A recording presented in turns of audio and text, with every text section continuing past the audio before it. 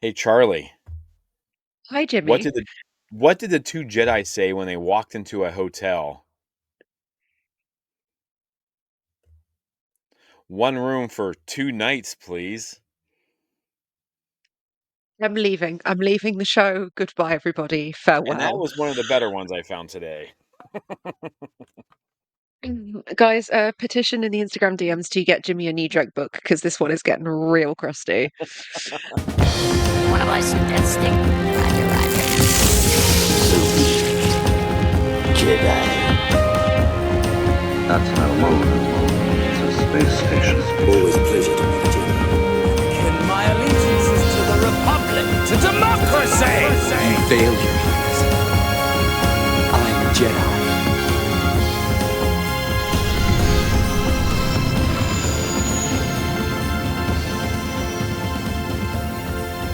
Hello, explorers, and welcome to episode 106. And as always, thank you very much for joining us. If you like what you hear, please leave us a rating on your podcast provider of choice. And don't forget to like, share, and subscribe if you're joining us via YouTube. Now, Jimmy, how has your week been? It's been emotional, Charlie. Everything has come to an end for me. And I sound chipper right now, but that's because I think I've cried all the tears and sadness out of my body.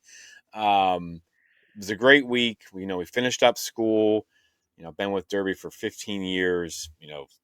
13 as a teacher, 12 or 15 as a coach, and we finished school up.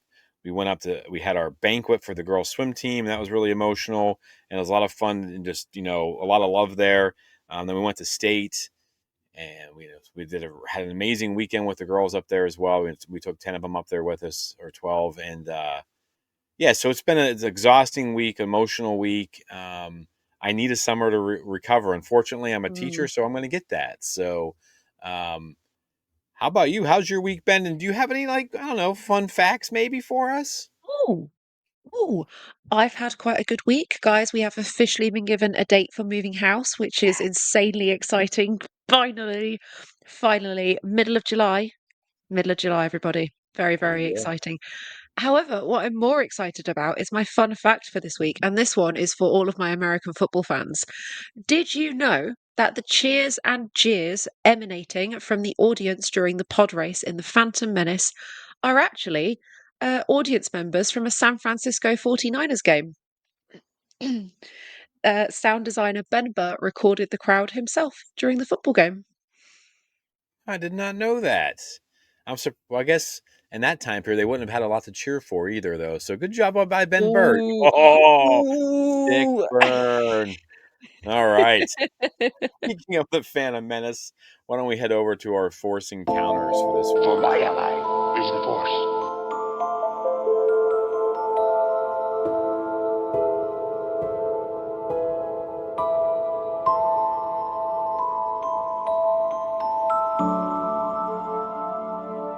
My Force Encounters this week, Nick asked if I would like to watch a film, and I said that I would like to watch The Phantom Menace because I will never ever get away from the fact that it is my favourite Star Wars film.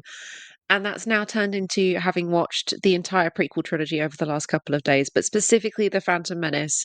It's been a good few years since I sat and watched it properly, and it brought me just as much delight and just as much joy as it did when I was a kid. I laughed, I cried, I found connections to parts of Star Wars I'd never even seen or noticed before, despite the fact that this is my most watched of all of the Star Wars films.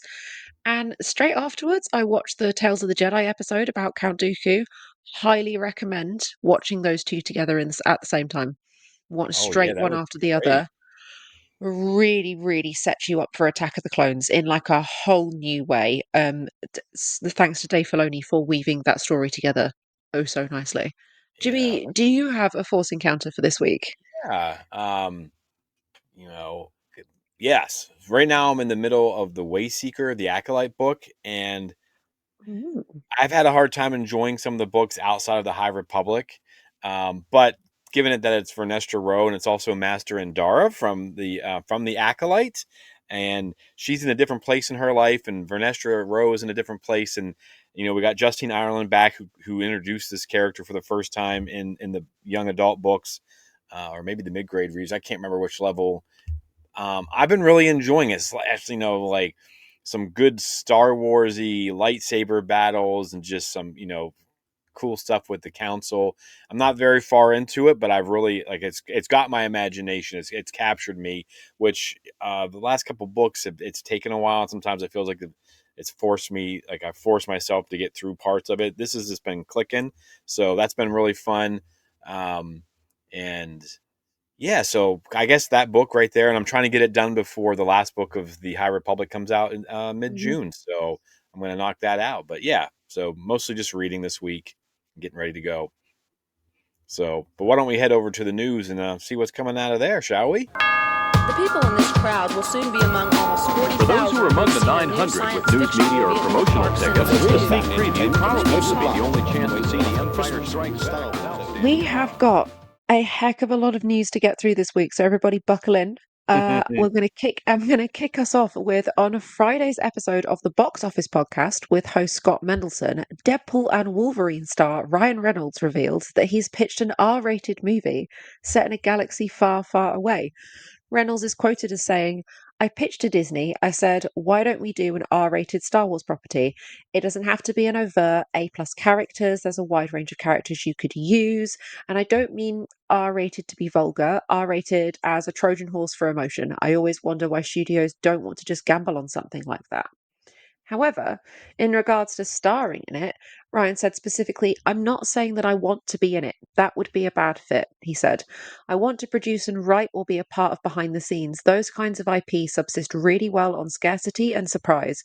We don't get scarcity really with Star Wars because of Disney Plus, but you certainly still surprise people. Very interesting. Thoughts, Jimmy? um, I would agree that he should not be in it Mm, with him. I just don't see him fitting the Star Wars universe. I mean, I loved the scene in was it Real Guy or Guy? What the heck was that movie called? free Um, guy. Free Guy. That's it. Thank you. I love that scene where he busts up with the lightsaber, and then he made the Atom Project. So Hmm. I feel like he's gotten Star Wars out of his system. I would be interested though to have him write something. He is Hmm. creative, um, and the rated R thing. I don't. I don't know if it's necessary. I mean, there's parts of Star Wars that are pretty scary and they haven't been rated Yeah. R. And Andor is pretty dark, and I feel like you can be dark and intense, but you don't have to. And it doesn't sound like it's because of like language and stuff, like most of his movies are. But yeah, I'd be curious to know what it was, but I don't know if we necessarily need a rated R Star Wars film. I guess I don't know. What about you, Charlie? Yeah. Do we need that? Like, I know you're into horror and stuff like that, but you could do a scary film without it being rated R, can't you? I mean, as long as it's not like too gross and things like that, I guess. So we don't have R rating in this country. We have everything is done by like I think it's like a universal PG 12, 15, and 18. Those are R ratings for Okay. films. And I would absolutely argue that there are aspects of Andor that fall under Yeah. our classification of 18 plus. Yeah. So obviously I'm not sure kind of where the boundaries are for American ratings. And I know things that are R rated are particularly graphic, gruesome, dramatic, violent, all of these sorts of things. I don't know if Star Wars would work being pushed that far. Like, I think Andor towed that line really beautifully because obviously those aspects of violence and all of this were necessary for the story. And I think Reynolds has a point by saying that not R rated for kind of explicitness, but R rated for emotions and impact. And I think Andor did that beautifully. I don't know if we need to push that line any further. Yeah. I think Andor probably changed my answer on this. I think before Andor, I might have said, yes, Mm, let's go for it because I want the dark and gritty. But yeah, Andor, we got it. yeah, we got dark and gritty, and um, I wouldn't mind seeing like a war film, Star Wars, like like ground battle, like something out of Ooh. Solo. But you could do it, and it could be dark and gritty, and doesn't have to be super like vulgar or grotesque, I guess. But Mm. speaking of Andor, the ratings are in. Nielsen has revealed the streaming numbers for the first week Andor season 2 on Disney Plus. The show hit 721 million minutes viewed between April 21st and 27th, an all-time weekly high for the series. The figures for the following weeks of episodes are due to be released soon, and I can only imagine they're going to get better as this kind of went on. But Has anyone rewatched this yet? Because I have not had the time, and like Mike talks about, he's like, I just don't know if I will because it's so, like you have to Hmm. be you have to be in a special place mentally to go back Me and too. rewatch some of this, but there are some really amazing episodes that I think I could find myself going back and rewatching. But what do you think about these numbers? And is Star Wars back because of Andor? Surprise, those 721 million minutes were just me. It was just me over and over again. No, not really. Hitting on I've repeat. not had the chance for a rewatch yet because I do sort of agree with Mike. It feels like we were part of a very special little moment in Star Wars. We were part of the zeitgeist just for a little bit. We got to just be there in the moment. And I think if I watch it again, it's not going to be quite the same. It was an experience. It wasn't just a TV series. So I think it's really, really nice to see that we are not the only people who got to enjoy that. It was a huge, huge community-wide effort from the fandom. And yeah, 100% absolutely deserved. Absolutely blown away. I maybe you know what? You know what? Maybe I will watch it again. Maybe I will watch it. Maybe I just chatted a load of nonsense and I will watch it again. I think you're right, though. I think it was a special time in Star Wars. I mean, what other time are we ever going to get a movie a week? People talk about being burnt out from Yeah. a movie a year, and I'm like, I just ate up Andor, and that Hmm. was a movie a week, if not more. And it just goes to show you, if you write something good, it doesn't matter how much of it we get, we will consume it. So, Hmm. I also would have to agree. I do think Star Wars is back because of Andor, but we'll get onto that in a little bit of a later news segment. However, in some more serious and sad news, this week we said goodbye to another important part of the Star Wars legacy. Les Dilly, the Oscar winning art director and production designer, has passed away at aged 84. He worked on 100 film and TV projects over his 60-year career, with his biggest credits being Raiders of the Lost Ark and Star Wars Episode 4 A New Hope, for which he earned an Academy Award trophy for Best Art Director. That brought him on set to work with Hollywood directors like George Lucas, James Cameron, Steven Spielberg, Ridley Scott, Ivan Kershner, John Landis, and Mimi Leader. His family released a statement saying, Les's legacy lives on in the many iconic films he helped bring to life for over 6 decades, and in his family home he personally built as an homage to his work. His love for the motion picture business was evident to the very end, and when he wasn't on set, he enjoyed constructing things in his workshop at home, playing ice hockey, and a good cup of tea. In addition to his incredible work ethic, quirky British humour, and love of life, he was a dedicated and loving husband, father, grandfather, and friend to many. He will be greatly missed. mm, May the force be with him and his family. man, I am obviously, this is a very sad thing. These people brought us what we're doing. Without Mhm. them, we're not doing this. We don't know each other. That makes me sad. Um, and I'm glad that nowadays, I don't know if maybe it's just in our world, in our circles, but these kinds of people are getting more and more credit for the things they have done. Mhm. And it's not just George Lucas, what I mean? It's all these people, and I love the fact that those people are getting that recognition that they deserve. So, and it's sad for me, to see someone like that passed away. I do have one question though. Don't all British people have a quirky sense of humor? Yes, that's actually on our passports. Oh my goodness. So this Mm. is kind of funny because Charlie, you sent us those, let us know what was going on, because we wake up and Charlie and Jack have already been up for a few hours, and she's like, don't freak out if you see this. So if you spent any time on our social media this week, you might have seen our comment sections flooded with the same hashtag Battlefront 3. And for the first time since its what 8 year was released like 8 years ago. It's been that Yeah. long. My gosh, I'm getting old. Battlefront 2 has having a resurgence across gaming platforms, all thanks to the smash hit of Andor. And May the 4th, this week, hitting 15,000 people currently playing via stream. So much that servers crashed for a whole hour yesterday. As a Mhm. result, many Star Wars fans are united across the galaxy to call for a Battlefront 3 from EA. We even have Wilman Pack from Andor, um, on his thing saying, on his Instagram, saying Star Wars got to give us Battlefront 3 ASAP, revealing that he had played Battlefront 2 for 469 hours. That's Yes. dedication, my man. Grew up with Battlefront 2, been a veteran since day one. A more continue, let's hope Battlefront 3 happens. If we get a Battlefront 3, what map would you want to see the most, Charlie? Mustafar. Give me Mustafar immediately. I want Straight up.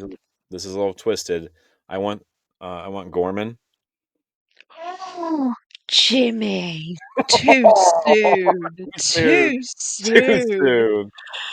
Oh, it would be like you could win it, maybe. Like I don't know, because that's a pretty intense battle. Good. Yeah. Um, Yeah. yeah, that's crazy. I know I was talking with my assistant coach on our way up to state, and he's like, he goes, have you seen that? Like, it's back, and I was like, yeah, and he's like, yeah, it's like before you'd sit there waiting for 30 minutes to play, and then now you're Yeah. waiting because you couldn't find a group, and now it's just continuous, and I Hmm. mean, it's back, and I know that they had some issues at the beginning of it when it came out with all those microtransactions and stuff, but yeah, I'd be Not down for this. anymore. I don't really play those kinds of games very often. I don't know why. I mean, I love how beautiful it is. I'm terrible I at them, can so that's imagine. maybe part of the reason. Me But too. I love a campaign. Like I love the story and driving forward, but I understand why so many people love this, and I'm always down for more Star Wars, so let me have it. I'm here for it. But yes, if people have been seeing hashtag Battlefront 3 or hashtag make Battlefront 3 in all of our comment sections, especially on posts that are unrelated, now you know. Nobody panic, it's for a good cause. The rebellion is well organized this time, it seems. Yes, it does seem to be much better organized. Well, speaking of the rebellion, due to the seemingly unending success of Andor, and I'm sure this is all a great shock and surprise to all of us, Disney has rightfully submitted the show to 23 separate Emmy categories, and in my opinion, it deserves every single one of them.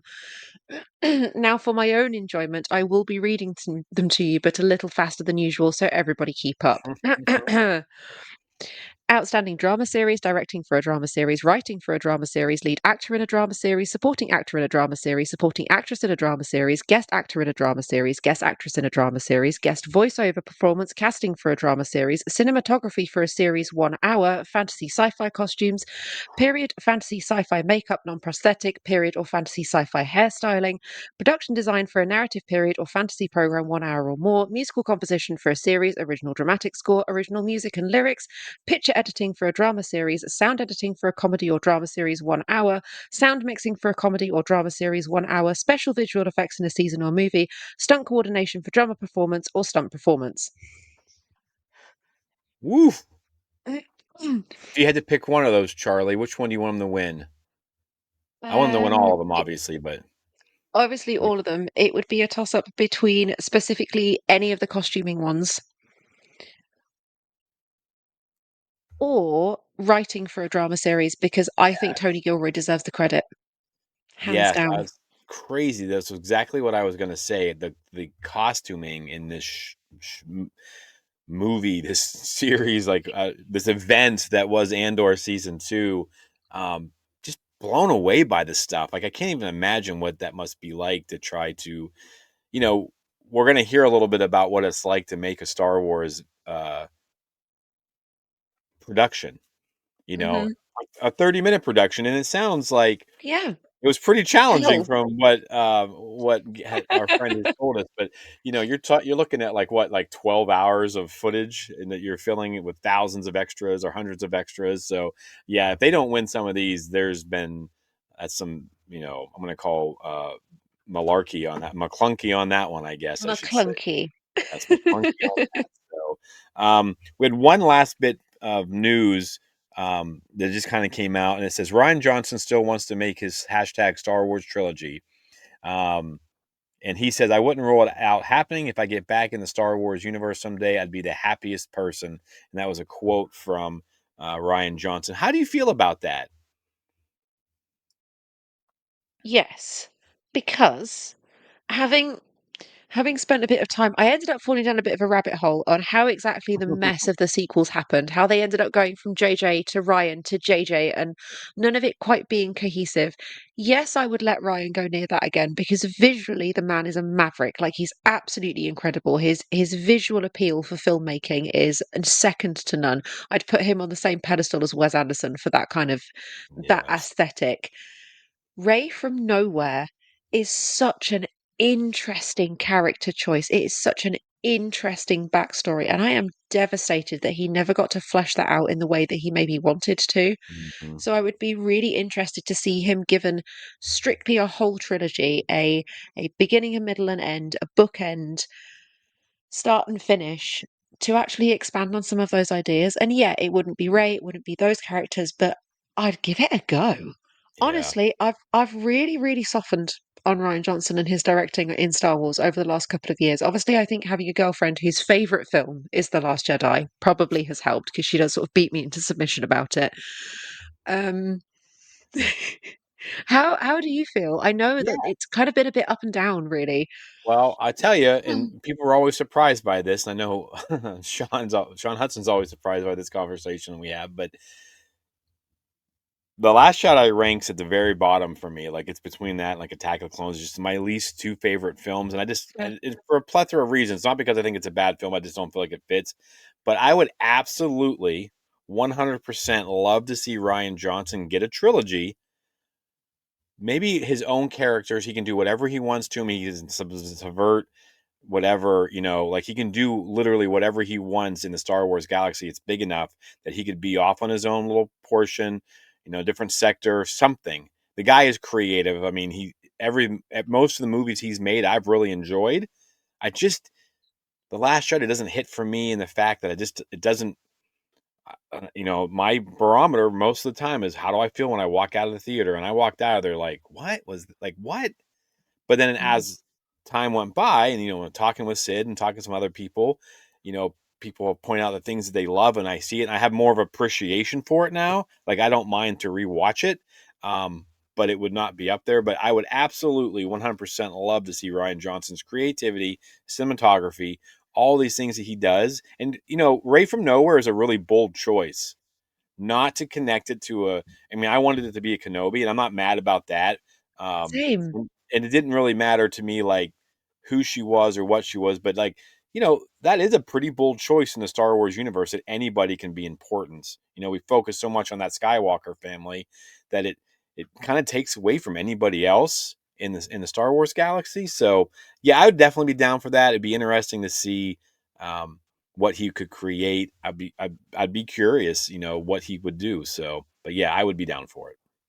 So that is the end of our news, everybody, and we will now head straight on over into our main show. Echoes of Darkness takes place almost 30 years after Return of the Jedi and tells the story of a ragtag group of scavengers led by Phaeton Design, treasure hunters in the New Republic who are hired to find a more recent relic on the forest moon of Endor. Unaware of how dangerous their employer is and the true magnitude of their package, the crew play a dangerous game, making a deal that could make them rich or cost them everything. All right. If you think that sounds exciting, just wait till you meet our special guest today, the director, the writer, the producer, the editor of the fan film Echoes of Darkness, Gary Scullion. Gary, how are you, sir? I'm okay. I just realized I have way too many job titles on this film. And I realized you were listing them, and I was like, wait, there's like 10 more of these. Oh, no. All right. But I'm doing Well, very well. Thank you guys for having me. yes, thank you for joining us. We're very excited to get to talk to you today. Like we've loved. We also got a lovely message from Jack. He's in Italy, so Mhm. and he's on he's on holiday. So I got to say it so you guys understand where he's at. And so he sent a lovely message. He really loved it. He wishes he could be here, but we're gonna kind of dive into some things here. What we'd like to do is for you to tell the audience a little bit about yourself. Um, you know, Sneaky Zebra. What is it? How did it come to be created? And then we'll ask you some Star Wars questions after that. And then we're gonna dive into some intense breakdown of Echoes of Darkness. Yeah, so I'm Gary Scullion. I normally worked as an editor, an assistant editor in film and TV for 15, 60. I don't want to say how many years now because now I'm realizing how long I've been doing that job. Um, but a long time. And then in the heyday of, the peak of YouTube picking up, me and my buddy started a channel called Sneaky Zebra or Zebra, depending on where you are.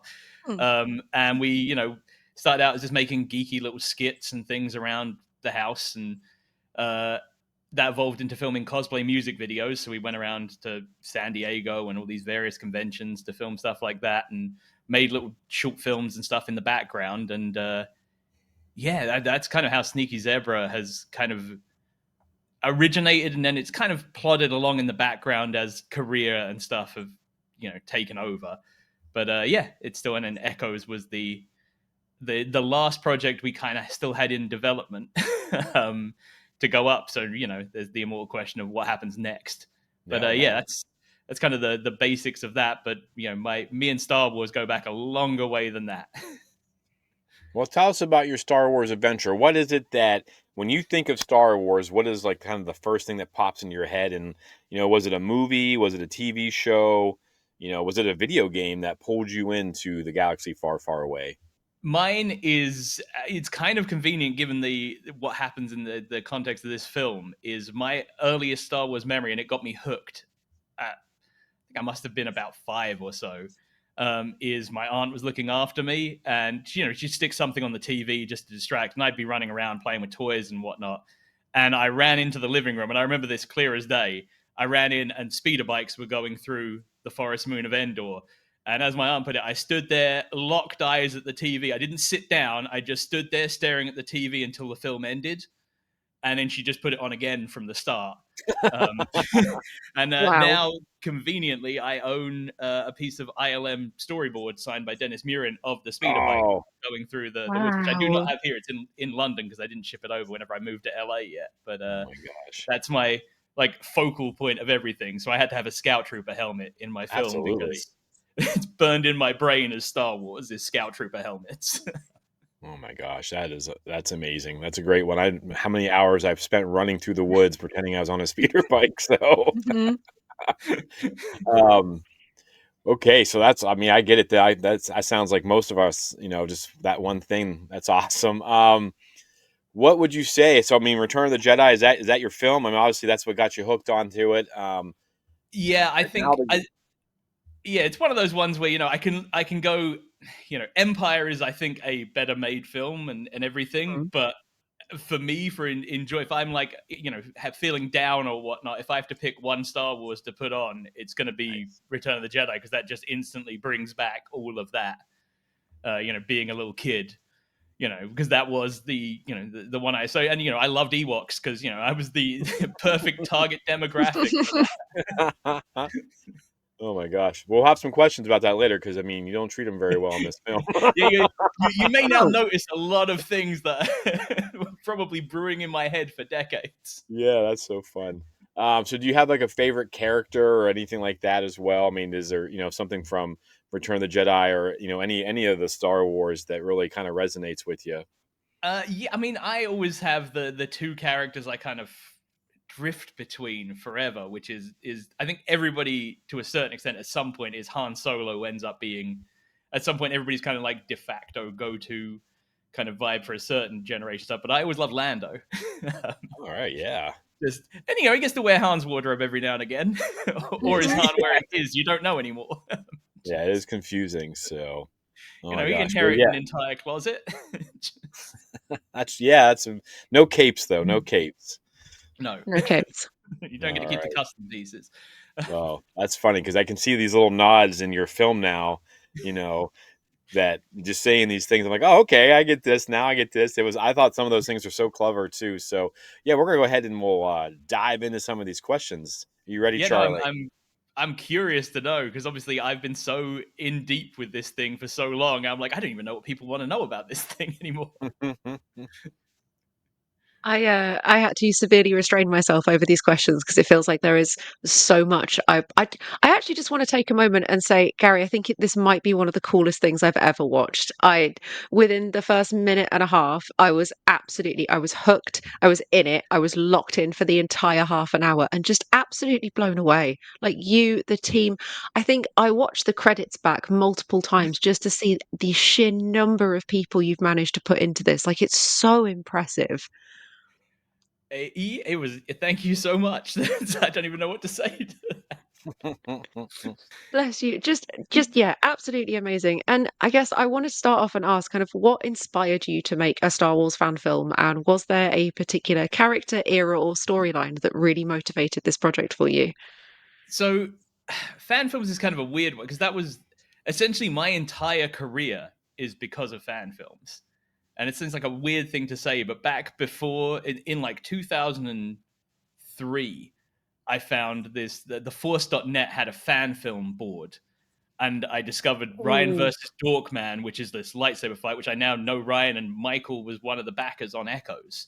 Um, so I like went to there and I was like, oh, this is really cool. Like you can just make a Star Wars thing, and I made friends with another guy who made a Ghostbusters fan film, and Justin who did the VFX on my film. I met him via helping out on that, but I was like, I'm going to learn to rotoscope so I can help out on other people's projects and try and be a part of something. And in the background, I'd always wanted to make my own fan film, and I'd made other videos and stuff over the years, but I hadn't made a true fan film. And Echoes kind of came about as one of the other things I always want to do is whenever I make one, I want to make one that hopefully someone might watch it, and the same thing that happened to me might happen to them of going, oh wait, I can just get a group of buddies together and we can go make a fan film, and maybe that will start them off on the domino path of, you know, ending up working for a crazy company in LA doing stuff. Or, I worked on an Xbox commercial and stuff, but I wouldn't have gone to film school if I hadn't started watching fan films and bought a video camera to try and shoot one, and just everything.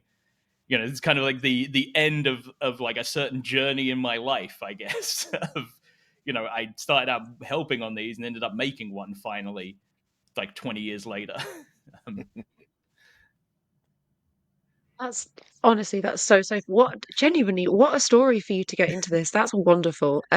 You also said in the press release, this is an idea for Echoes that you've had in your head since walking out of the theatre. I'm assuming you're in reference to the sequel trilogy specifically. yes. Do you feel that you've been able to actualize what you imagined in your head? Yeah, to a certain degree. I mean, obviously, whatever's in your head is going to be insane compared to what is feasible to pull off. Whatever if you're not Disney with $200 million to throw at something, your imagination will lead there, and then you just kind of have to keep going. All right, what works with my wallet on this? But yeah, Echoes. It was literally. I'm not going to give away things that are in the film to a certain degree, but there is one moment in the film that I was watching Force Awakens. I was like, oh, maybe this is going to happen next. And it didn't happen. And I went, oh, all right, well, I'll jot that down and maybe I'll come back to that idea because I really like that concept. And, there was a certain visual in the trailer of the Vader helmet and the things like, oh, I really like this visual too. And it just kind of stuck with me. And then all of a sudden, these things started coming together. And weirdly, it was that film kind of kicked off my brain ticking over ideas. And it was Rogue One that made me go, oh, actually, I can do this, and people will not be as terrified because, some stuff is a bit dark for a Star Wars film. And that made me go, oh, wait, no, that's cool. We're here now. Okay, great. I don't have to be as worried. Yes. Wow. Yeah. I mean, still, I know we talked a little bit off the air about how, like, I was kind of blown away by it. How do you manage, like, you have the story in your head, and obviously you're a Star Wars fan for a long time. How do you manage to stay true to it and bring your own vision to the film? Because, like, like you said, you don't have, the $200 million to bring all this stuff, but I felt like I was watching, a Star Wars show, like a Disney Plus, like, here's the Hmm. story of this. And how, how hard was that to stay, like, true to that and, like, make it fit? Because, I mean, you answer a really important question, I think, that a lot of fans have, and I think it was pretty cool. I mean, the staying true to Star Wars thing was, there was like various degrees of it in terms of there's like within the canon of things and how things function and operate, and then there was just the technical side of it. And one of the things, a long way through the process, and I must have watched this 20, 30 times, and I just keep rewatching the old documentary Empire of Dreams. Oh yeah. Which was the one thing that kind of kept me on track, because it's they're very candid about everything that went right, everything that went wrong, and why they took approaches that they did. And for someone making something on, a shoestring budget compared to, The Force Awakens having like 250, 300 million to do something, and I have, $13,000 to try and pull off a 30-minute film. Where do you pick your battles? And like watching that documentary was great, because there's certain moments where I think I posted on social media where George Lucas is like, I'm in the desert and everything's going wrong and I don't know what to do. And I'm just like, oh wait, it happens to him as well. Okay, great. All right, so that kind of like sparked me of like, okay, I need to jump on this as though it was being made in the 70s and 80s, and like that's how I'm going to approach this, from like the technical concept of making it, is like, okay, well, I now live in a world where some of the things that they struggled to have, I can have easier access to, but I don't have access to what J.J. Abrams and Rian Johnson and those guys all have access to. So let me stick myself in this sandbox. And in sticking myself in that sandbox, it just made me keep referring back to the original trilogy and how I wanted these characters to feel, because I was setting something, it's sequel trilogy timeline close to, but it's still feeding off of everything there. So that was my like touchstone. And I have like one of the perks a few of the people that backed the film got was we made these little fun Tops style trading cards. Yeah. Nice. But on the back of them, there is little bios of everybody. So I'd come up with the backstories of how this character met and where they come from, and how they ended up in this little ragtag group. And I'm like, okay, for no one else but me and the actors, like this is useful because I understand these things. And I was able to, every time I come with an idea, go, okay, could I imagine this person meeting this character? Yes. So I was like, okay, that character works. They're motivated. Everything they're doing, they could be someone that, Chewie could bump into in the cantina, and it wouldn't be too weird for them to be there. And that was kind of the weird juggling act of not wanting to go too crazy and too extreme, because I wanted it to feel like Star Wars. And the whole idea was, in Star Wars, we get to see like the A-list team.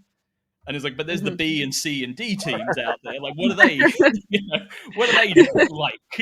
They all want to be, Han and Chewie and all those, but they're not quite. And that was, the touchstone was like looking at what was familiar, but not wanting them to be just carbon copies of, I don't just want his, Obi-Wan Kenobi version 473, who's just saying hello there every 5 seconds, despite the fact I say hello there a lot.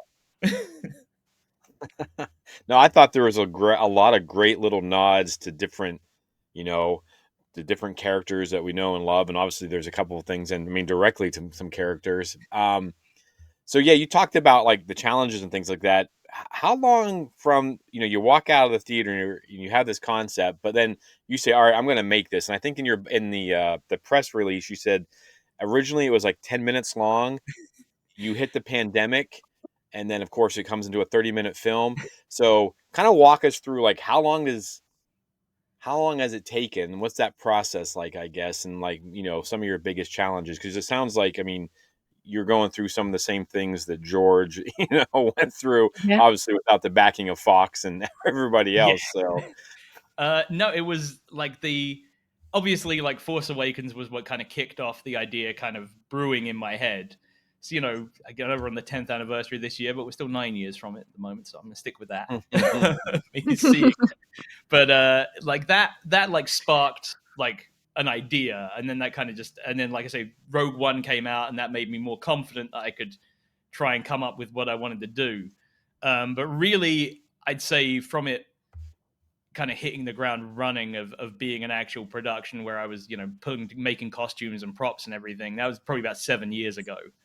wow. And that was, and like you say, the original one, like I said, it was the original script for the film was like the last 10, 15 minutes. Everything that takes place at night was what was in the script, and everything that was before didn't exist when I started out. And like the ship wasn't in the film at all.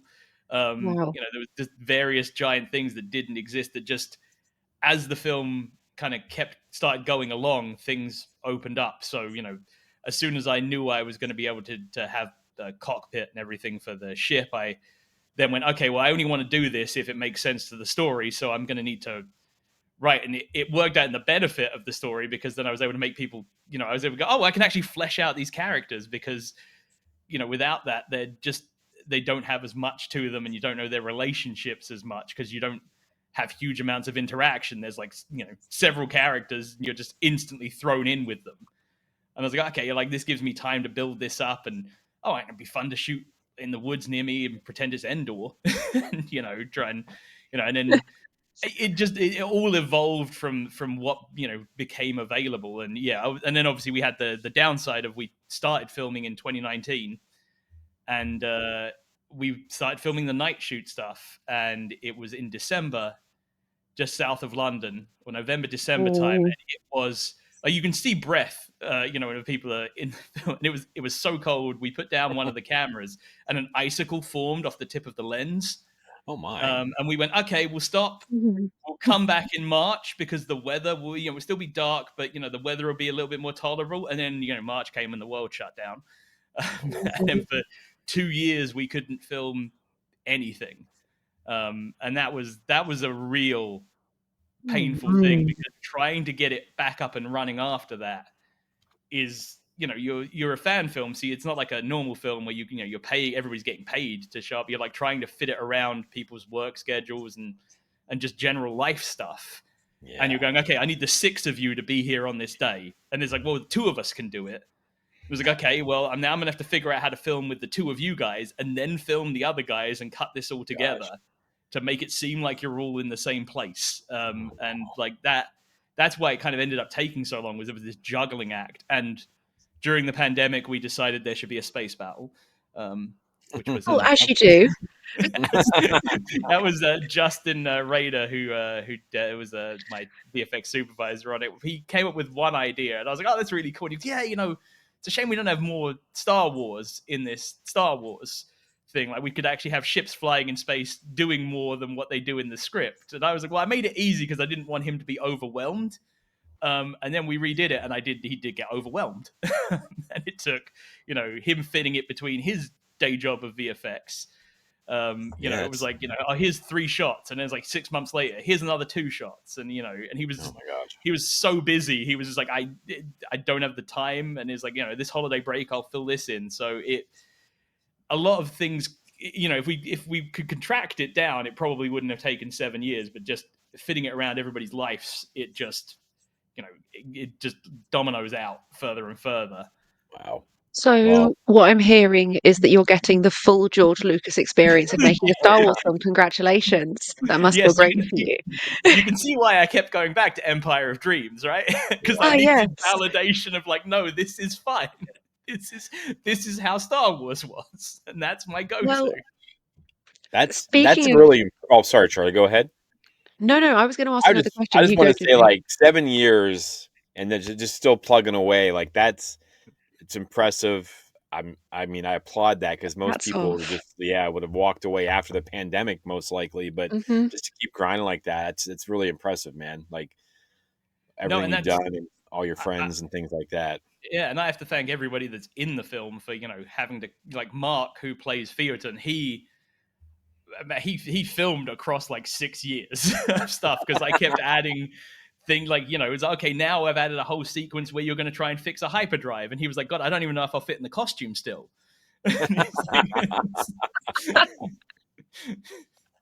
Nice. Well, but yeah, speaking it's a long road.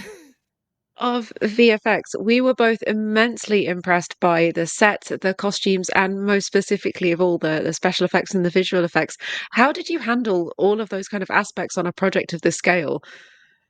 It's kind of weird, because whilst the film is quite big, and like you'll see the end credits, and there's like there's, you know, a dozen VFX names, but a lot of it was, certain people we just reached out to them and went, hey, can we, use your model of the blockade runner? Which I actually then made do a blockade. But I was like, can we use this model? And that was their full interaction with the film, was like, yeah, sure, here it is. So, you have various people that just kind of, gave us a model, like the Kylo Ren shuttle was like, here's the thing, and I had to texture it. And then, various other things was just me and Justin just trying to figure out. I was like, you focus on the space sequence. I'll animate the pilots and light those, and built a little A-wing cockpit around them. And I was like, I'll tackle that. You tackle everything of spaceships flying around chasing each other. And I was like, I'll cover a ship. Basically, he did pretty much the entire of the space chase sequence, apart from the pilots. And anytime there's blasters or anything else, that's just me doing blasters, lightsabers, basically anything where I could cut corners. Kylo's ship landing, everything is just all me, just trying to go, okay, well, I can't ask people to do stuff on this. And I tried reaching out and finding people, and various people want money to do stuff, which I fully understand. And I'm like, well, I don't. There was one guy who came back to me and went, I want $25K to help you guys out on this. And I was like, you realize the film cost half of that for the entire film? And I was like, this is a fan film. I can't do that. So it just became me and Justin just having to keep hacking away at stuff. And I think he did an incredible job, given that he is just doing this on his own in whatever free time he has. And a lot of the shots were like, here's version 1. And I was like, great, signed off. Just, I have no notes on this. This works great. And, we were trying to be as economical as we could. Again, treating it like the original Star Wars. I did a rough edit of everything. And I just had placeholder shots. So I had shots from Solo or, a New Hope. Everything. I just captured every space battle I had in there and just went, okay, this is my placeholder for this. This is my placeholder for this. And this is how long we need the shot to be. So if you can do your shot to this length and, get the same kind of vibe as we're getting for this, it will work. And it was just the same as watching A New Hope and seeing it with the Battle of Britain footage kind of cut in, except we were using footage from Star Wars of the Falcon doing stuff. But that, again, was kind of following that same model of just, let's treat it how they did back in the day, because that is something we can follow. And that's an easy tick box, and something that we can't get too carried away of going, let me try this, and let me try this, and let me try this, and, never ending up anywhere. And, for me, it was, there's other tricks in the film where he would make one shot and I'd go, that's great. And he's like, well, we need to make this other shot. And I was like, no, I'm just going to flop this shot and zoom it in a little bit and reuse it. And he's like, I was like, people will just, they do it all the time in Star Wars. It's like, they do. So we just, if it worked for George and co back in the day, it will work for us in this one here. And it was one of my favorite little nods in the CGI stuff, though, that Justin did, is we had the A-wing models that that we got of Howard Day, and he retextured them and he put a little pilot inside. And whenever we did the internal pilots, obviously they're a Rodian and a Mon Calamari through, and he was like, oh, I need to change the pilots. And I went, no. Leave the pilots that you have. And I was like, they'll be like the G.I. Joe action figures that were in the X-Wings. They don't look like the people they're meant to look like, but, just that will be a fun little nod of, if you look close enough, it will look like, how the models looked slightly inaccurate to, the cockpit sets and everything after the That's awesome. As I said earlier, I sat and watched the credits through a couple of times, genuinely in awe of the amount of people involved. How did you assemble this team? Was this fans, professionals, friends, a kind of a big mix of all of it? Yeah, a certain amount of people were just people that I knew. So like Justin, who did the CGI stuff, like I said, I met him via helping on a fan film called Return of the Ghostbusters back in 2017. Not even 2017, 2007. God, I added a whole 10 years to it there. So that's how long I've known him. There were various people that just we chatted about it, and they were like, we wanted to collaborate on something. And he'd been working on The Expanse. So he obviously had been living in the world of spaceships for a while, and he liked Star Wars. So, it was kind of this, okay, I have this idea. And he was like, yeah, I'd love to help on this. but like crew wise, there's there's a lot of people in the crew, and most of them will acknowledge the fact that they had never done some of those jobs before. It was, I need a body to be a boom operator. So I think there's one credit that's like, boom operator is anybody with a hand free, because that became like, there were certain shoot days where the crew, like I think the last 2 days of filming, the entire crew was me, because there was just no one around to film.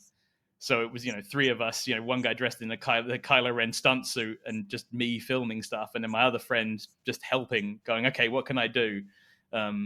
He does have his one shot he's very proud of in the film, which is there is a bucket that rolls across the ground and comes to a stop. And we must have tried that about 90 times because the thing would not roll where we wanted it to. And he was so proud whenever it actually landed when he rolled it in the right place on camera.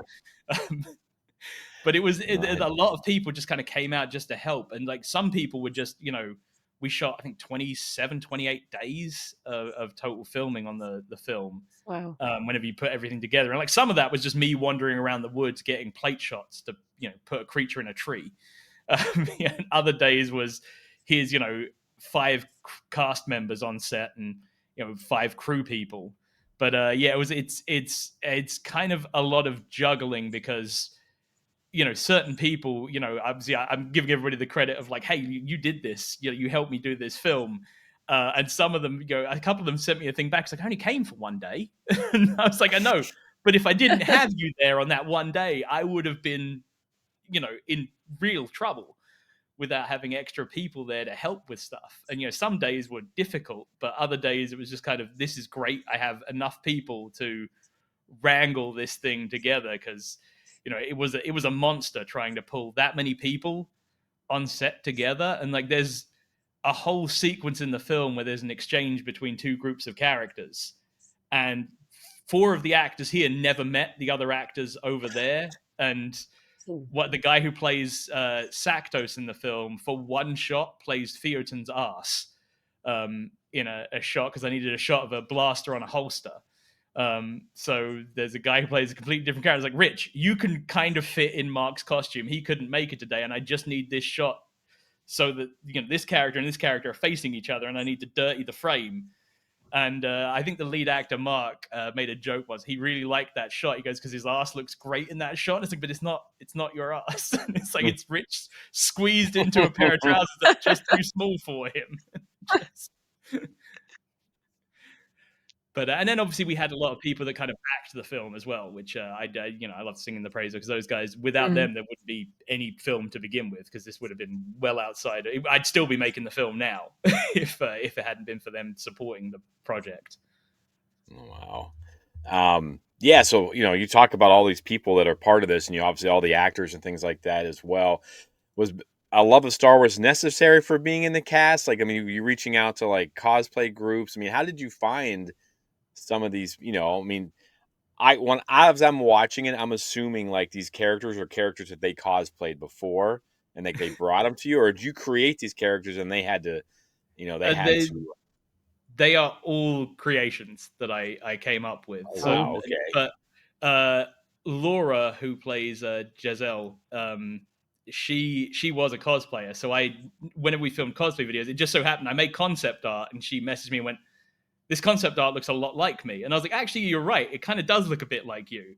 And she's like, can I, I'm not much of an actor. Can I try out and, maybe be in the film? And I was like, yeah, sure. Like, I like, hanging out with you at cons. So there was, then certain people like Mark is one of the people that has been in a ton of Sneaky Zebra videos over the years acting. And he is a Star Wars fan. He collects, vintage, Kenner figures and everything. And me and him, we chat Star Wars. So I was like, I knew I wanted him in there in some capacity. And I think love of Star Wars, especially on a fan film, it does help, because if you can get someone that both loves the project they're doing and likes Star Wars, like you're kind of all win, because like I said, Mark had to come back multiple times over years to film this. And I'm like, that's the one. I worked on a lot of fan films back in the day that just never got released. And it was because of things like that, where like the lead actor was doing it for like 2 or 3 months and then just got bored of it and then left. And like, well, we haven't finished filming, so I guess the project is dead, because Oh man. we've lost the lead actor in this. So there was like a lot of trying to keep that in mind as well, of like, okay, I'd make sure, one, we're all going to have fun, because this is it's not going to be a walk in the park making this, despite some days we did walk through the park, but it's going to be difficult, and everybody kind of has to get along, and everybody kind of has to be invested in the project. And if you love Star Wars, it does kind of help. And one of the best days was when we walked onto the cockpit set. Nobody wanted to leave that set. Well, I imagine. Laura, every time I needed to find her, I ended up finding her in the pilot seat.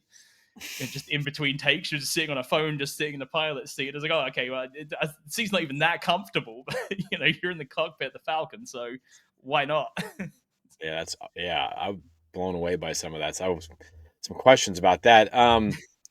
Do you have a favorite, like when you're writing this story, do you have a favorite character from creating them? Because like you said, you created all their backstories, what's that process like? And then do you have a favorite character that kind of rises to the surface? I mean, you have your main characters and things like that, but you have a lot of side characters too. In the in a short 30-minute film, you pack a lot in there. I And do. you get us connected to those characters too, which was well done. No, that means that was kind of, it's one of those things where people react to the film and they go, oh, I was sad about this, or I really like this, and we make another one. I'm like, oh god, it's really tough. You guys got invested in these characters. I could do the one that like is not my favorite character, but try and blow smoke. Is my favorite character is the reprogrammed Imperial droid that I voiced. No. But one character that kind of evolved as the film went on was Saktos, who is wearing the brown robe and has a do I have a Saktos card beside? I do. Hey, where's my, there you go, there's a Saktos. But he was a character that I came up with this idea of, what if there was an alien race that should just never have left home. Yes, was his whole, and as I added more material to the film, his character, like to begin with, he was just a fun character to just stick in, just to mix stuff up. And that was, I wasn't going to have a droid, and I was like, okay, well, I'm not going to have a droid. What if I have a character that has like some droid-like stuff on their face? Because that would be a fun aesthetic of Star Wars, is the glowing 3PO eyes of a protocol droid. And then and as the film evolved and added more stuff, like, he was a blessing, because there's a whole we filmed the cockpit stuff first, so that was like day 1 and 2 of filming. I filmed the turret stuff 4 years later, and it hadn't been written when we filmed the cockpit stuff. So anytime people in the cockpit are talking to people in the turret, it's completely fabricated in the edit. And because he's wearing a mask, he was like a blessing in disguise of like, wait, I can flesh this character out, and I can have him make jokes with these other characters and have a bit more personality to him. And he kind of became like a background like character that I just enjoyed during the film, just because he just has the worst luck imaginable. And I think anybody can relate. He crashes there all the time. He does stupid things all the time. People make fun of him, and designing that character and coming up with, okay, he's going to be covered head to toe, because I'm going to assume that apart from his homeworld, every other planet is trying to kill him. And he can't see very well, so his mask has these droid eyes so that he can see better, because without those, he can't see anything. And he has to wear this, pilot chest box thing, because he can't breathe very well without it. And just going, okay, this what would be the character that, if you had like, Jar Jar Binks goes off on this adventure and does this thing, like, this is kind of in the same kind of vein of like, here's this guy that, Jar Jar gets to go home. This guy decided to stick it out in the galaxy and is somehow stuck with these guys. And they love him, but also he is like the thing. He's the bad luck omen to have with you anywhere you go. And I just like the design of the character. And Rich had never really acted or done any suit acting, and it was very fun, the two of us working together. So like I say, whenever we made up shots in post, people in the behind the scenes, it'll probably get mentioned, but there's certain moments where he'll turn to the side to say stuff, and what he's actually doing is, I was sitting in the co-pilot seat directing, and it's just takes of him going, was that all right? And then just coming back, and I'm like, well, now you're saying a line of dialogue when you do that instead. So, that's awesome. Perfect. Which, again, taking the Marsha Lucas approach of like how, or the other editors on the original Star Wars of like, oh, Tusken Raiders, like now they do this with a gaffy stick instead of what they filmed is just that. and that was it. So I would just rock that shot back and forwards, and I just kept trying to keep that same, idea in my head of like, if I want it, I'll try and find footage to build this out. And he was just a fun blessing throughout the film. And Brock Baker, who did the voice for him in the end, that was a lot of fun trying to figure out a voice where I was like, I love Hondo Anaka. Let's try and go, if that's like an accent vibe that, can kind of go somewhere else in the galaxy of, people transplant. Maybe we'll have something similar to that as a kind of way to try and vary up every character. So it wasn't his 7 English people in a spaceship. So everybody will try and vary up the accents. So Charlie, who plays Rigel, our Twi'lek, she came up with her own dialect and going, okay, what if I come from a moon and they have like this, this kind of tone of talking? And it's like, okay, yeah, changes things up a bit so that you are, very different from, Giselle and Mark doing a kind of pseudo-American accent that kind of is a bit of a mix. And he was like, well, because you have Americans in Star Wars and you have English people. He goes, so what if you have someone that's American, but you're still going to get like little bits of English inflection in there as well, because if you come from a planet that's mixed that language, somewhere in the middle might be where he lives. So it was interesting coming up with all those guys and trying to come up with the backstories of how they all know each other. That's awesome. Did you find it easier to write this kind of ensemble cast affair where it felt like every character kind of had equal amounts of time? It felt like I was equally kind of attached to everybody, which meant obviously when you get further on in the story, not quite so fun and nice. I don't want to spoil it for people. No, it did become a really fun experience writing for each of them, because like I say, whenever the original version of the film was just going to be like the last 10-15 minutes of the film or a version of that, Zeros in my original script, who's the Big Red, we ended up nicknaming him, who is one of the creatures, like his role was so minuscule in the original script because it was just, I wrote him to be like the Chewbacca of things. It was, he just grunts and just we'll figure out some noises afterwards.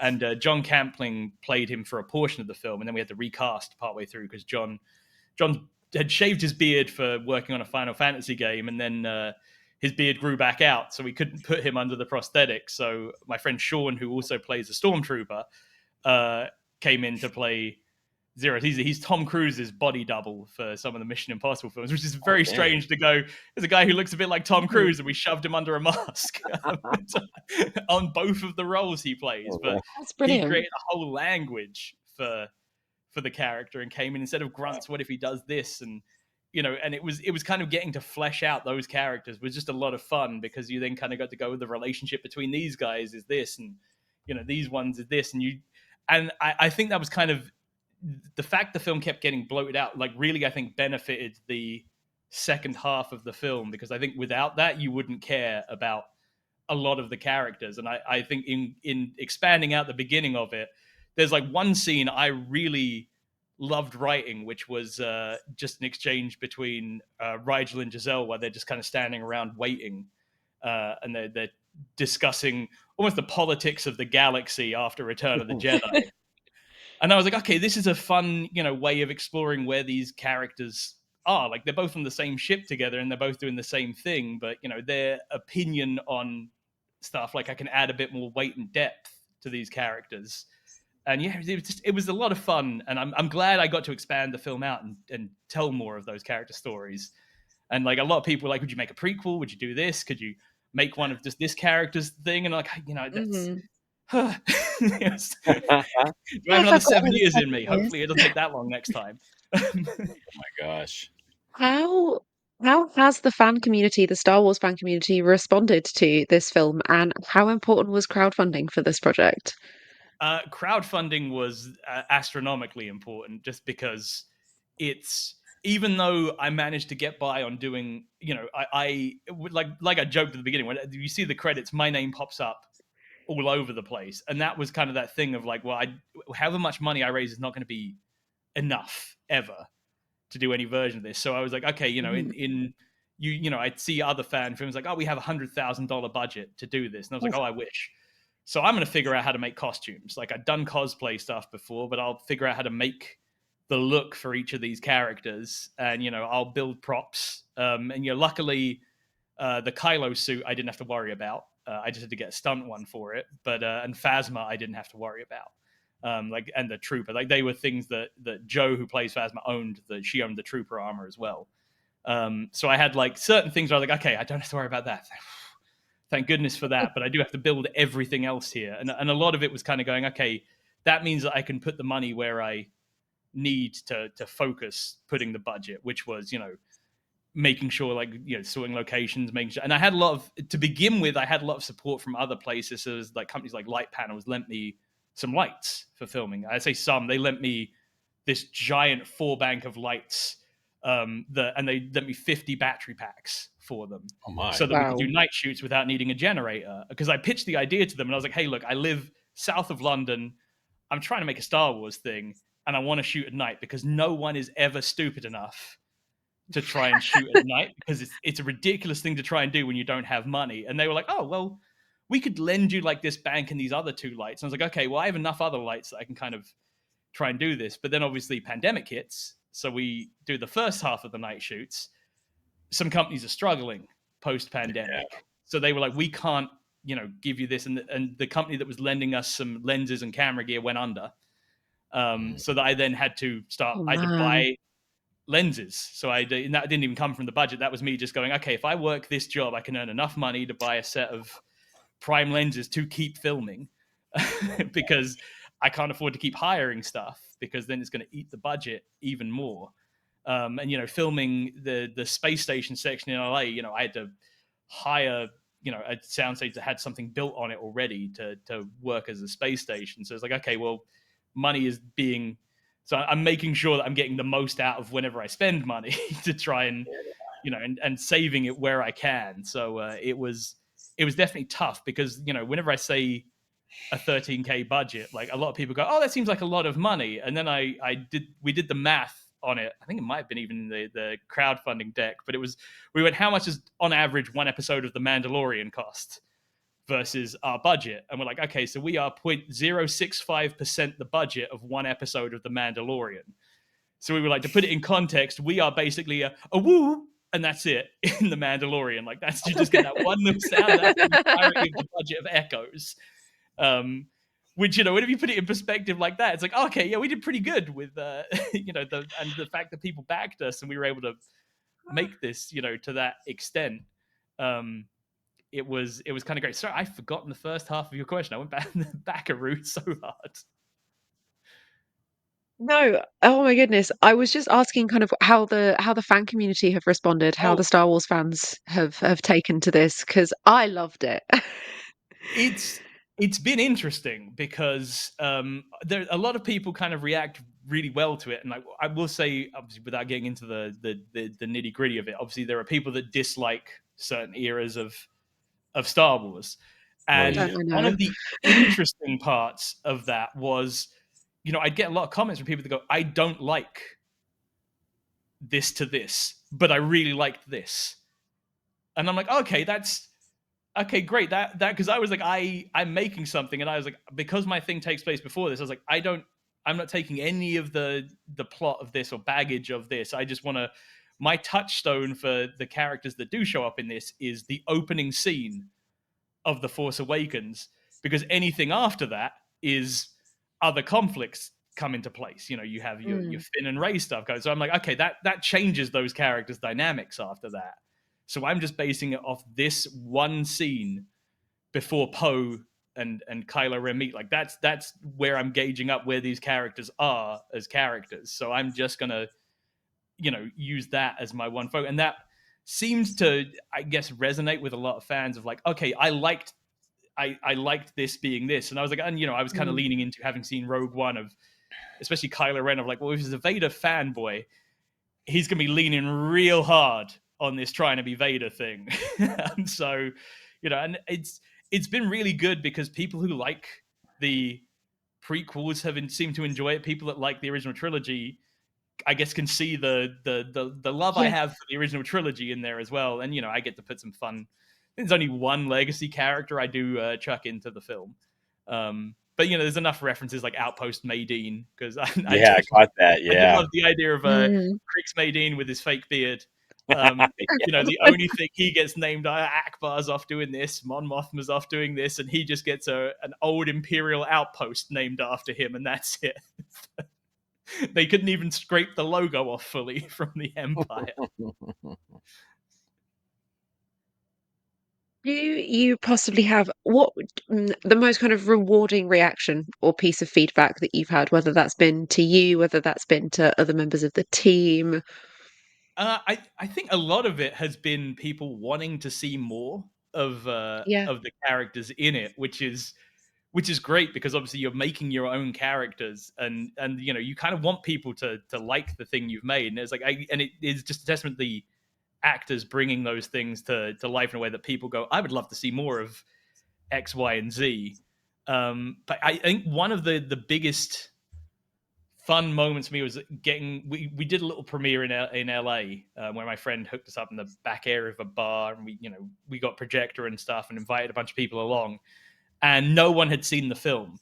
So it was seeing the film. Obviously, I've seen it so many times, and it was hearing people react and laugh. Like there's a little hologram joke, and hearing the crowd's reaction to that, or there's some furry little monsters in it, and hearing people's reaction. And even afterwards, like it's in the posters and everything. There's an Ewok in the film, and genuinely, one of my friends who goes by Evil Ted, who the cosplay community all know. He was there watching it, and his question was, he goes, how did you make the animatronic Ewok? And I was like, no, it's CGI. And he went, oh. He was like, I was convinced that you've made an animatronic Ewok. I was like, you think I had enough money to build an animatronic Ewok? But yeah, Anjay, who built that and animated it, he was a university student that I'd stumbled across who had made an Ewok animation using a model from Battlefront 2. And then he started working on the film, and he's like, you know what, this model just isn't accurate enough to looking like the ones in Return of the Jedi. I want to try and build a new one. And then Brizzy voices Anna Brisbane, who voices the Ewoks. We got her to record in her car giving a little speech in Ewok. We motion captured her face and put it on to the Ewok. So it's her acting as an Ewok. Yes, Brizzy as the Ewok. Stop. So if you look at our Instagram page, there's like a nice little fun side by side of Anna sitting in her car doing the speech, and it's her performance put onto an Ewok, and she was very happy about that. But that's why her credit is as the Ewoks, because she is an entire army of them. It's one person. That is so cool. I've got another compliment for you. Jack's daughter walked into the room while he was watching it, and she goes, "What movie is this?" Like she just didn't even picked up that it wasn't, it was a fan film, and she's probably not old enough to understand that they're made. But she's like, what show is this? Like she really she walked in the room and thought her dad was watching more Star Wars. So that's pretty awesome that people just walk into a room and what movie is this? I haven't seen this before. And that's the only worrying part of that is then the film starts off very light and then ends up taking a real tone shift. Yeah, because it kind of has that Solo vibe with the crew and stuff like that you just want. Mm-hmm. I can see people wanting more of the crew because it gave me Solo's my favorite film, and it gave me that's one of the things I've always wanted. I want more Beckett, I want more Rio, and those guys, like the prequel stuff. So I can see why people would want more of these characters because they do have. And again, just in 30 minutes, man, it's so awesome that you're able to have all these connections and these backstories and stuff, and you can kind of we feel it as fans that we want more story. We want to see these guys on other adventures prior to this film. But yeah, so I just again, like Charlie said, we were kind of blown away by everything. No, that I mean, especially as well considering how we had to film the film where there's Katrina, who plays Litu in the film, she met 3 of the other cast members, and that was it throughout the entire film. Wow. And a lot of people comment they like the banter when they're sitting in their little turrets having a conversation. It's yeah, just them delivering lines. A fun job of it that just having her have jokes with Sax. How many ships have you hit today? Things like that. Just it kind of it got to like everybody kind of got invested in their characters, I think, in a weird way. And I'm glad that kind of shows that, like, Yeah, even though they absolutely. weren't together, they all brought their characters to life so much. And I'm very thankful that they did, because it is tough. Yeah. So you said to us that you filmed the original idea was the last part, the night shoots and things like that. Without giving anything away, because I want people to watch this and not know how it ends, because it is kind of like, whoa. Was that always the end? Like how it ends without giving anything away? Like you said, okay, this is going to be, I mean, I guess you said you were kind of inspired by Rogue One a little bit. So Yeah, no, there definitely, yeah, there was some stuff that changed in the last 15 minutes, but very much the big key moments of it were Mm-hmm. kind of always kind of, that was the jumping off point. Like certain things were built around those scenes of going, okay, I know where I want this character to end up. I know where I want these guys to go, and I know where I want these guys to go. And I was like, okay, how do I facilitate that in the plot yeah. where it makes sense? And yeah, that definitely the last maybe 5 minutes of the film is pretty much what was in like the earliest drafts of the film, and just Wow. kind of carried through. Wow, that is Yeah. cool. Wow. So like you said, people want more. Are you going to give us more? That genuinely, since doing, I still have to make the behind the scenes for Yes, the film. I Yes. have so many technical questions for you, Gary. Like my brain is like, well, how do you do that? Like, and is that really there? Or is that like CGI'd in? I mean, I have so many questions I want to ask, but like I said off air, like doesn't really fit for like a podcast and a YouTube. But I would love to have you back on to talk about all that side of things, because that's just Mm-hmm. bonkers. But yeah, No, people want more. I love talking about that stuff as well, because that's kind of the stuff you don't really ever get to see. You get to see the end result, and it's whenever you tell Yeah, someone, "Oh yeah, these actors never ever met," as a thing, someone sits there and goes, "Wait, hang on a second," but they're there's like 5 minutes of this film where they're together. It's like, no, they're just that was 2 years apart from that to that, and oh my these gosh. people, this, the whole everything on a space station didn't exist in the original script. It was just some voices on a radio, and then I kept ever evolving it, and then I had the blessing of doing that, and then I get people like Gordon Tarpley come along and go, well, he plays the droid that is in this film. He, in the time it took to come out, he plays the same, he's wearing the same suit in Skeleton Crew, Oh um my. for for a thing. So which made me laugh, because I voiced that droid, and he the uh the showrunner, one of the showrunners of that, voices Gordon in that one there, and I was like, is that the running theme of just, but they're a crew that I would, because I live in LA now, I kind of sit there and go, okay, well, what could I figure out to do there? And that trio, I would have a lot of fun exploring some of them Mm. again. They were just a Yeah. fun little group stuck on a space station together. Yeah. Not that I'd have them stuck on a space station, but I was joked of like what would happen after that, or what happened before that, as a dynamic. But I also have other like being from England. One of the times, I think this popped up on my feed like 9 years ago. We tried to make a fan film 9-10 years ago, and we were like, we'll film in the desert, because we didn't have desert in England. Like, we'll No. film in the desert. And I wrote a short about Greedo. And we went out to the desert, and we had a crew, and we started filming. And in true British luck, it started raining in the desert.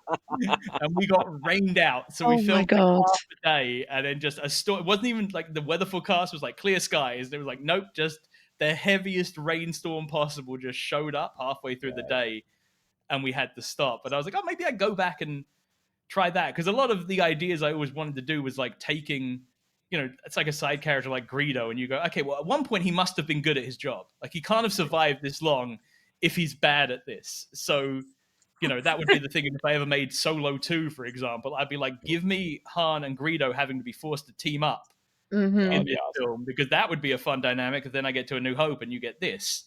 But like, similar to things like this, where I'm like, okay, if I make a film, I want it to have a hook. And I think I was saying before, the thing about having worked on so many fan films where I rotoscoped lightsabers over the years, a big thing for me was, I didn't want to do that in this one here, because there is a certain, I think it's trope of a lot of fan films where they're less fan film and more lightsaber choreography films, which is, Yes. let's have two characters having a lightsaber fight. And it's like, okay, that is one aspect of filmmaking. I was like, I'd love to try and do something like that, but I would want to try and figure a story where I could fit that into the story, other than Jedi's walking through woods and a Sith drops down in front of them and they fight. So there's a lot of Star Wars stuff, and I would like to try and do something original as well. But I working in the industry, I work on a lot of other stuff, and doing stuff like this was just kind of a fun escape, because it's the kind of thing like no one's going to pay me to make Star Wars, so Not yet. I can just go off and Not yet. be in the background. That would be great. Or just to even set visit for a day would be just dream come true. But yeah, no, I definitely would want to make more. I just don't know what necessarily. Yeah, or if I would do stuff with these characters, or I would. It would be fun to go back and take a couple of the characters and put them on like a little, make a little 5-minute one shot of these two characters meeting or something. But yeah, once I finish the behind the scenes and I've cleared everything echoes out of my head, that I can feel like, okay, I've put that one to bed. Now I can, figure out what to do with the next project. Nice. Very cool. Gary, thank you so much for taking the time to talk with us. The last question I wanted to ask you was, do you have any advice or top tips for any aspiring filmmakers that may be listening? Because I feel like I've got the bug just from talking to you. So I can imagine that this interview will have a similar effect on our listeners. What would you like to offer them of your expertise? Yeah, I will say, like, making this was a big, silly, ambitious idea. Obviously, it's 30 minutes, so maybe don't set out with the 30 minutes as like day one project. But like, if anybody's like really curious, they can go back through the Sneaky Zebra YouTube channel, and you can kind of see where we started. Just going, okay, let's we made a video called Prop Wars, and we made 2 of them. And the first one was just, I had a bunch of props, and I went, what would win in a fight, a lightsaber or Thor's hammer? And we just we made a film just around the house, and it was kind of getting us geared up for bigger things. But you're just kind of like, okay, well, let's use whatever you have and pull friends in to do stuff. And especially with the earlier stuff, if you're trying to do it, like, don't be too harsh on yourself, because it's really easy to go, why doesn't my thing look like this $300 million film?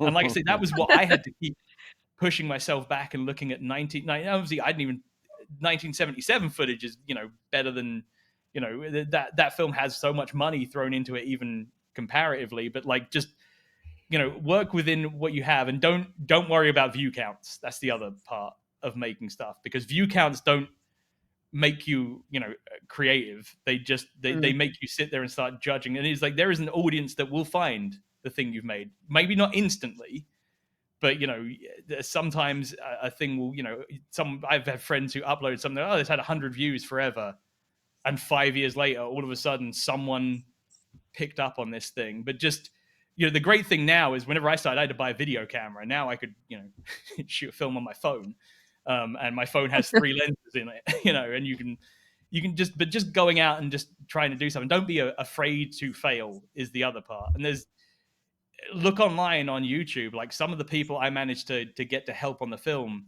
like my sound designer, I didn't know him beforehand. I just was looking around. I found he had taken a scene from another Star Wars thing and done his own sound mix on it, of just building the sound. So I just reached out to Anthony and just went, hey, and he is French, so there was a language barrier a bit between the two of us, but he collaborated with me on it, because he was in the same boat. He really wanted to work on a Star Wars thing, but he didn't have access to Star Wars to work on it. And I was like, well, I want to make a Star Wars thing, and you want to sound mix a Star Wars thing. Why don't we, both work on that thing? Or like, and various people I met along the way, like my composer, Ben, I've known for 10, 15 years now. And it was just, I made a parody video, and he had made a parody track. Just a fake going, here's, the music I'd love to hear in Star Trek, or here's the music I'd love to hear in Superman, the movie, or something like that. And I was like, hey, would you be up for us using this music for our thing? And he was like, well, I could just write you music. And I've continued working with him for, over a decade on stuff. So there's people out there that are, if you are interested in making it, trust me, there are other people out there that really want to work on stuff, but they don't have they maybe don't know that they want to film and direct a thing, or they don't know that they want to edit a thing, but they know they want to do in Blender some spaceship battles, but they don't know what to do with that. No, I've done this one shot of this ship doing this. It doesn't have a story. It's like, well, I have a story. You have a ship. You know, Yeah, Mary, you that's have to awesome. browse on Instagram and find other people that you sit there and go, I might want to collaborate with that person, and just because that was how I got started. Was just it was in the days of forums, but it was just a lot of people that all just wanted to do something creative, and just you just when you discover the people that want to do the same thing as you, like it's great because you're all ticking the box on your list of I want to sound mix this, I want to do this, I want to do a space battle, I want to work on a lightsaber fight. That was why I started out with doing things like I want to work on a Ryan Weber lightsaber fight. So he's doing one, I will volunteer to do this thing. And then from that you wind up knowing a bunch of other people that make stuff, and just you can be a little cog, and then the cog gets bigger after a while, and then you become the main cog. And and like I said, again, like there were days making this where we would wrap filming, and there was one night I went home and I sat on my porch and I was pretty much in tears because I was like, everything has gone wrong. Like I don't know if this is going to work. And again, like my touchstone was that documentary of going, okay, if I watch George Lucas feel the way I felt, I don't feel so bad. And that's that other thing to keep having something to refer back to kind of ground you a little bit and go, it's not all what everything makes out, that everything is fun and easy, and there will be difficult days, but whenever you solve those problems, it does feel awesome though as well. So it pays off in the long run. So there's a very long-winded answer, and I don't know if I even answered anything, but hopefully it helps someone. Yeah, I work with a lot of kids that make a lot of little fan films and stuff, and I'm sure that they would love to know that it's like at every level, you just got to push through. But I think that your passion and your love for Star Wars and movie making really comes through. And like you said, 10 to 7 years of driving through this, man, super impressive. So just thank you so much for coming on and talking to us about it. Thank you. No, and thank you guys so much for having me, and to anybody that watched the film, because I know it's 30 minutes long. That's a lot of time to commit to watching anything these days. So I am very thankful to everybody that's watched, and people telling me they watched it multiple times is it just it's very nice for all of us that worked on it to hear, because it's just like, okay, we did good. Okay, you guys are great. It's amazing. So well done. Thank you so much. Good luck with everything else. Please let us know when the behind the scenes stuff comes out, man. I'm dying to know how some of these things were done. So it'll be great. It'll be right up there with the ILM stuff on Disney Plus. Yes. That's Echoes of Darkness. Assembled? Is that what they call them now? I think so. Assembled. Yeah, I think one of them is Galleries. Is the it's the Echoes of Darkness gallery. Yeah. So there we go. Awesome. Well, Gary, thank you so much. Absolute pleasure. And we can't wait to talk to you and see what else you do. No, thank you guys so much again for having me. This was awesome. All right, well, that was amazing. Charlie, do you want to go make a fan film with me? Yeah, shall we? It sounds like a lot of work, but it sounds like a lot of fun.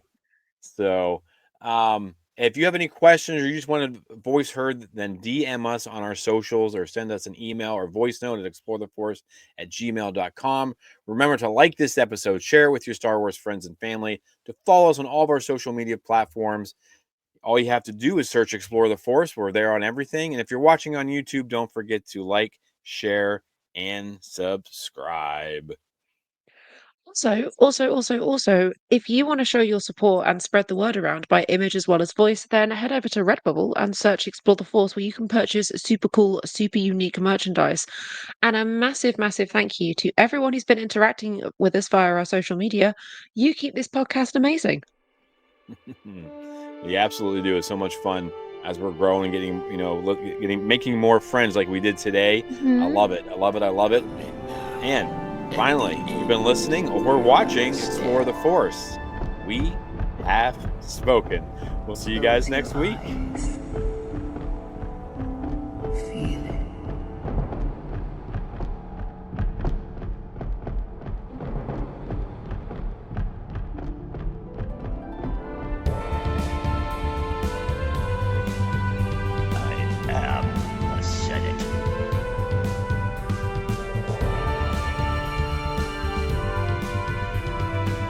Wise as